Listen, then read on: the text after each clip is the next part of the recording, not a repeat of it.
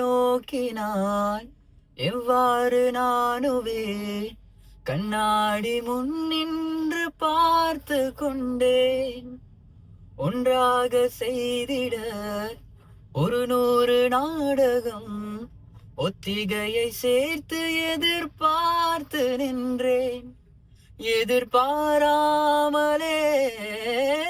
அவன் எதிர்பாராமலே அவன் ஓ பின்னிருந்து வந்து என்னை பம்பரமாய் சுழற்றி விற்று உலகுந்தன் பெருவாயன் எந்தன் வாயோடு வாய்ப்பதெல்லாம்